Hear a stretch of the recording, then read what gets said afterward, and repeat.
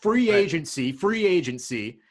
I mean, Jesus, man. What, like, if the Pietrangelo thing doesn't happen, you don't even want it to happen. I mean, I don't know. Like, I want it to happen at the right price.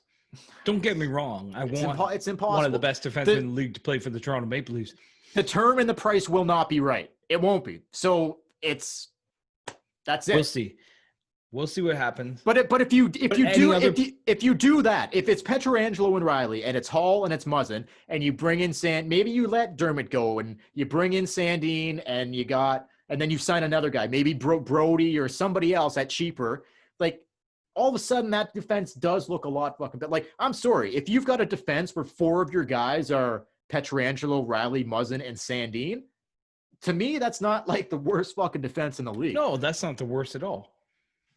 The problem is if one of them get hurt, Marty Marin, bud, then that's what I'm saying. If you had just a few first-round defense picks in the farm system, it might not hurt to call them up every once in a while. But anyway, so did you want to just touch on free agency, or do you want to do another podcast Friday after free agency? we will. But just our quick thoughts going into it to see if we can make any quick predictions here. Like, I am open to the Pietrangelo thing. Do I think it's realistic? Not really.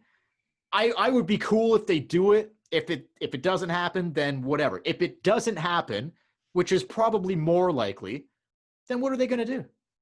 What are they going to do? Are they going to like what? Who do you target? Is it Brody? Is it like who's the next? Brody's a left-handed defenseman. The dude from Ottawa is a left-handed defenseman. I guess they can play the right side, but is there other than Pietrangelo, I don't know if there's a true like right-handed defenseman out there. And I don't even know, is Pietrangelo like, is he the stay-at-home guy that like they really need? Maybe he's not. Maybe they shouldn't do it. I don't know. I think it's not just this stay-at-home mentality, like the stay-at-home defense. Riley's your guy. Riley should be your guy. But I think what he brings is just this overall game, right?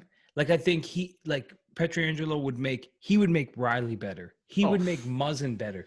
So all of a sudden, your defense just gets better as a whole because you have him on. Like, if him and Riley are on the ice right now, when Riley's playing with whoever, Tyson Barrie, Justin Hall, Cody Ceci. Yeah, he played the majority of the season with Cody Ceci. Unbelievable. If I'm a forward, I'm attacking Morgan Riley because I know he's the guy that's got to make the play. But if you have him and Pietrangelo on the ice, what do you do? Who do you go to? All of a sudden, it frees both of them up. But that's what happens when you have good players. It's supposed to anyway. Okay, if the Pietrangelo thing doesn't happen, what are you looking to do? You have to do a trade because I don't think there's any defenseman that I've looked at the UFA list. I could see them signing TJ Brody. Yeah, maybe. Because they wanted him initially. Tyson Barrie characters. Oh, fuck. Calgary, he's going back out west somewhere. See you later, bud. See you later, Barry. But I could see them doing. Isn't that crazy? And Kadri's become like they love him in Colorado. Oh, sure. He got traded and took his game to another level. Barry got traded and fucking shit the bed. So what are you gonna do? And watch him go to Calgary and kill it. Watch him go to Calgary and probably kill it, right? But I don't know. I could see them circling back on the Brody thing. I think that makes sense. But Brody to me is just a guy. Like, he's better than some of their defensemen. He's a step up from some of the dudes they have, but he's just a dude. Like, he's not like an elite, he's not Pietrangelo. Like, what are they going to do? Is free agency, like, there are guys there, but you just add a couple depth guys and you let Sandin play and you let Liljegren kind of figure it out. Like, Liljegren, instead of Marinson, Liljegren should be their 7th D, in my opinion. Like, if they run into trouble and there's injuries, Liljegren should be the first guy in, not Marty Marinson. Let's see what Liljegren can fucking do. We know what Marinson can do. It ain't that much. He's big, plays like a kitten. Yeah. Let's see what Liljegren can do. It's time. Like, let the fucking kid play. And Dubas has been talking entry levels and fucking blah, blah, blah. I don't know. I guess Marinson's making the same amount as an entry level anyway, or less actually. But Yeah, we'll see. We don't really know. There's a lot of every year it's like this. There's a lot of UFAs. There's the big guys, and then there's a lot of UFAs where you're like you say, they're just guys, but they could help. Like they could help fill roles and stuff. You're talking trade. What trades are there to be made? The top 4 guys are not getting dealt. I'm not a general manager. No, but here's what I'm saying. If you start eliminating guys that he's not going to trade, then who do they have left? You can trade. Or you mean who could the Leafs trade? Yeah, you can. Yeah, I thought you were asking who are they going to trade? No. You can trade Fred. That's on the table. Out of the defensemen, I don't know, who would you trade? Probably Dermott, maybe. I don't think he wants to trade any of the young kids, but personally. It doesn't matter. You're past that point. You're past the point of he's not trading Sandy. I want to hold on to all my babies. Well, it's you're past that. He's not trading. He's Sandin. He's not. Especially since he's been talking about we need guys that can play that are on entry level. Sandin's one of those guys. He's not trading Rasmus Sandin. He's not trading Nick Robertson. So if you start eliminating these guys, I'm telling you, he's not doing it. Like it's not going to happen. So you're looking at Liljegren, maybe Liljegren, Freddie Anderson, Liljegren. I would say your philosophy is to draft as many as these skilled players, so that you have an abundance of them to trade to fill needs. But when the time comes, you need to trade to fill needs. You don't want to part with any of your skilled players. It kind of defeats the whole fucking philosophy that he's talked about all these years. Yeah, agree. I'm sorry. I like Nick Robertson. I think he was a steal in the second round. But if the right trade is on the table and he's the piece, you got to trade him, because as shitty as it is, you can probably find another Nick Robertson. No, I'm not doing that personally. There's other guys like he's going to be saying he could score you fucking. Who knows what he could be? He could be a winger on the top line for the next 3 years. That's why you draft the most skilled person that's available when it's your pick. That's why they took this. Okay, so but hang on, Chad. Let's take Robertson out of the bottom. Let's take him off the third line and put him on the wing with Mitch and Austin. So now his new spot's on the top line. You got but if he's the piece to get you the right-hand defenseman that you have always coveted, I don't know. You've been building this. You've been drafting like Nick Robertson. What was he? 54th. 53 teams passed on him in the draft. Yeah. Right? And you were like, okay, he's small, but he's the most skilled player. We're going to take him. Then he rips the CHL apart. Yeah. Rips the OHL apart with a broken hand. I'm telling you right now, they're not. He won't do it. Then I think you're falling into the trap. I think you're falling into the same problem Dubas is having. I'm telling you, he's in love with these. He's in love with the players, and he won't trade them. I'm talking specifically Sandin and Robertson. Specifically those two. He will not trade. He will not trade those two guys. I think Gretzky was traded. Anybody can be traded. Not Kyle Dubas. He won't do it. He will. It would have to blow his fucking doors off. Well, that's what I'm saying. If the right deal's there that blows your fucking doors off, sometimes you got to part with this skill. I don't even see a defenseman that would who are you doing that for? Periaco? Like who's it going to be that would be? I don't know. It might be a combination of things. Fucking like Dougie Hamilton. I wouldn't do that. I wouldn't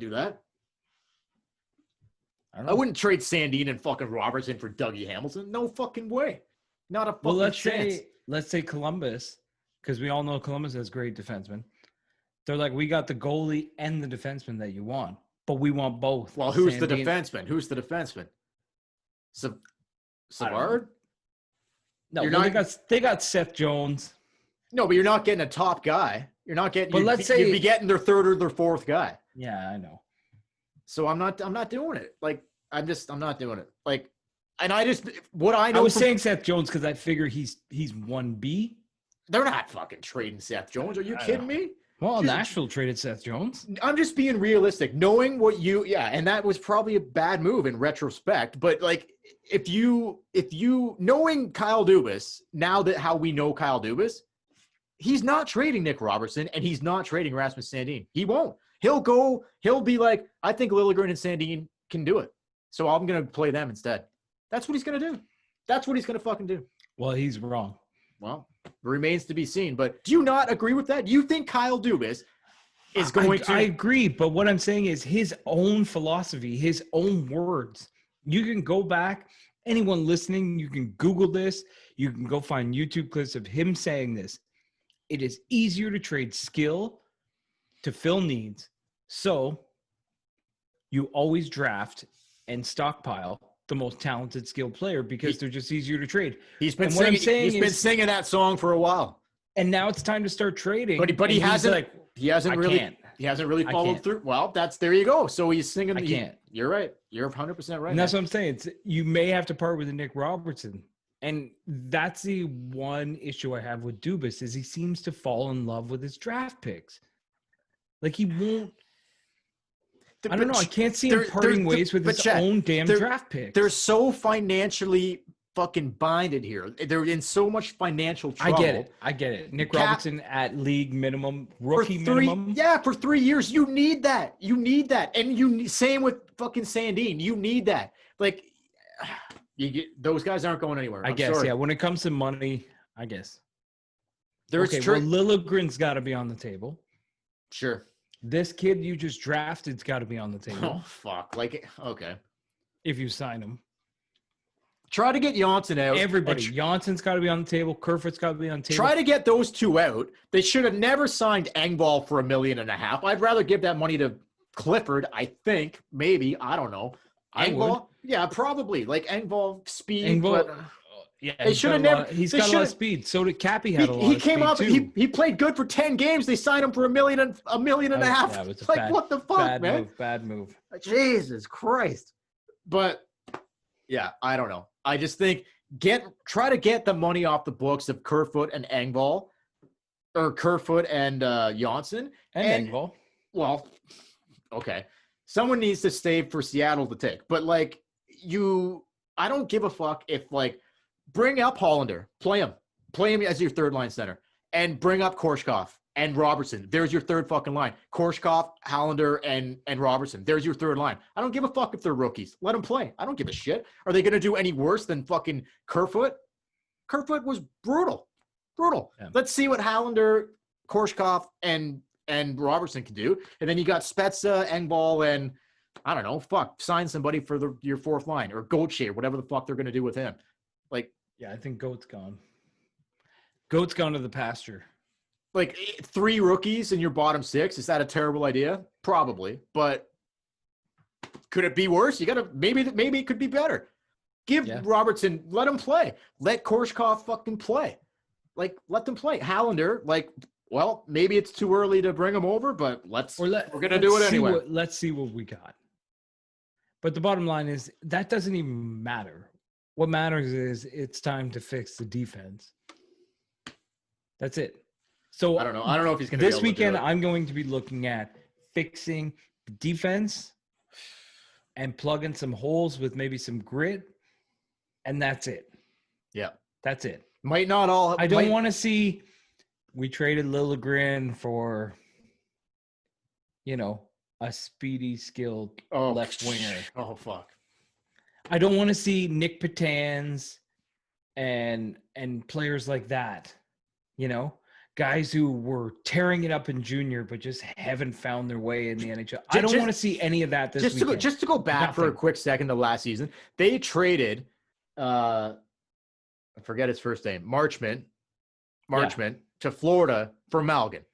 Marchment, he was a gritty fucking his dad was gritty. Yeah, he was a gritty. Like, they didn't even give him a sniff in the league. They played him maybe 10 games, and then they fucking traded him to Florida for fucking another tiny skilled motherfucker. Like, are you kidding me? They had a guy. Maybe Marchment could be a fourth line winger that brings you a cheap younger Clifford or Simmons, not as good, but but for $700,000, you get what you paid for. They already had a guy like that, and they dealt him for another small skill guy. Like, you got to stop doing shit like that. Yeah, honestly, between Nick Patan and Malgin, I couldn't tell which one was which out on the ice. Both of those guys are not in your top 12. Neither one of them. They should not be in your top 12. Neither one of those guys. And that's what I'm saying. I don't want to see that this weekend. It's time to start doing the opposite. It's time to start taking some of those skilled players and trading them for some needs. Well, man, he's Maybe really a big defenseman. he's off and running tonight. He's really out of the gate strong. Out of the gate strong tonight. Like I said, because this is 3 years away, I'll give him a buy on this. Yeah, all right. But we'll Fair see. enough. But anyway, don't expect. We'll end it here. I don't expect everything to happen. I'm not super pleased tonight, but we'll see what plays out over the weekend, free agency wise. He might not be able to get, and we'll be back on the weekend. Oh, 100%. We'll see what's up, man. We might be more pissed off, or it might be fucking better. We'll see what happens. But sunshine, lollipops. Look, man, but it might not all go down this weekend. He might have things that he plans on doing or would like to do and might not be able to do. So it may go into the offseason. Maybe it goes into later in October or November, and he may. And if he does nothing, that's fine. But if he starts, but it might. No, I'm just saying it might take longer for him to make a deal. Maybe a deal comes next month that he can't get done right now. Do you know what I mean? Like, yes. Hey, sometimes not doing anything is the best thing. So just because waiting it out is better than doing. If he doesn't hit a home run this weekend, it doesn't necessarily. It's not the end of the fucking. There's still several months to go before January 1st, I guess, is when we're going to start playing again. So. Hey guys, Dale here from the Tip In Maple Leafs podcast. Thanks for watching the video. Don't forget to like, share, and subscribe to our channel on YouTube. You can also follow us on Instagram. You can like us on Facebook to stay up to date with everything the Tip In Maple Leafs podcast has coming in the near future in regards to the new season with the Toronto Maple Leafs. A few other things as well. You can also listen to our podcast on all podcast platforms, Apple, Spotify, SoundCloud, wherever you can listen to podcasts, we're there. The Tip In Maple Leafs podcast. We'd sure appreciate your support, and we'll see you soon. Catch you later.